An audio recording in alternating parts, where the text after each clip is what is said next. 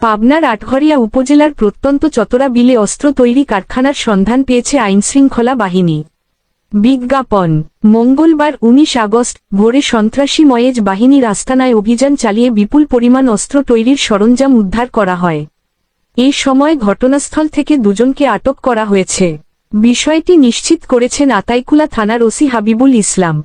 বিজ্ঞাপন। জানা যায়, আতাইকুলা থানার অন্তর্গত আটঘরিয়া উপজেলার প্রত্যন্ত চতরা বিলে সন্ত্রাসী ময়েজ বাহিনী দীর্ঘদিন ধরে বিভিন্ন অপরাধমূলক কর্মকাণ্ড চালিয়ে আসছিল।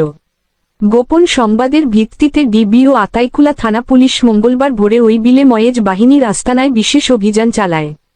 এই সময় বিলের মধ্যে লুকানো ঘাঁটি থেকে অস্ত্র তৈরির ছাঁচ, কাটিং মেশিন, ড্রিল মেশিন, লোহার পাত, গানপাউডারের মতো উপকরণসহ বিপুল পরিমাণ অস্ত্র তৈরির সরঞ্জাম উদ্ধার করা হয়।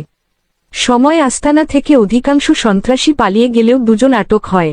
আটক ব্যক্তিরা প্রাথমিক জিজ্ঞাসাবাদে জানিয়েছে, স্থানীয়ভাবে সংগঠিত ডাকাতি ও চাঁদাবাজির জন্য এসব অস্ত্র তৈরি করা হচ্ছিল। তবে এর পেছনে আরও বড় কোনো নেটওয়ার্ক জড়িত আছে কিনা তা খতিয়ে দেখা হচ্ছে। বিজ্ঞাপন। স্থানীয়রা জানান, চতরা বিলের দুর্গম চরাঞ্চলে দীর্ঘদিন ধরেই ময়েজ বাহিনীর তৎপরতা চলছিল। দিনের বেলায় তেমন দেখা না গেলেও রাতে তারা অস্ত্রসহ মহড়া দিত। এতে এলাকায় আতঙ্ক বিরাজ করছিল। মঙ্গলবার সকাল ৯টায় এই রিপোর্ট লেখা পর্যন্ত অভিযান অব্যাহত ছিল। বিলে বিপুল আইনশৃঙ্খলা বাহিনীর সদস্য মোতায়েন করা হয়েছে।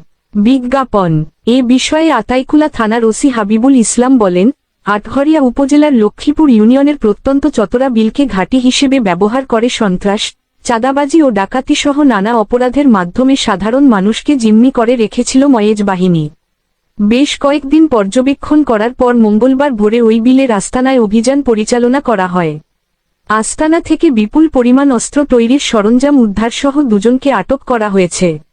তিনি আরও বলেন, আটককৃতদের জিজ্ঞাসাবাদ করা হচ্ছে ও অন্যদের আইনের আওতায় আনার চেষ্টা করা হচ্ছে। অস্ত্র তৈরির আস্তানা নিয়ে মিডিয়াকে পরে বিস্তারিত ব্রিফিং করা হবে।